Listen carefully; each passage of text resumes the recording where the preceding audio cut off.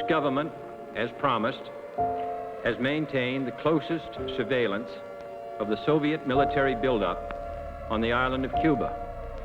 Within the past week, unmistakable evidence has established the fact that a series of offensive missile sites is now in preparation on that imprisoned island. The purpose of these bases can be none other than to provide a nuclear strike capability against the Western Hemisphere.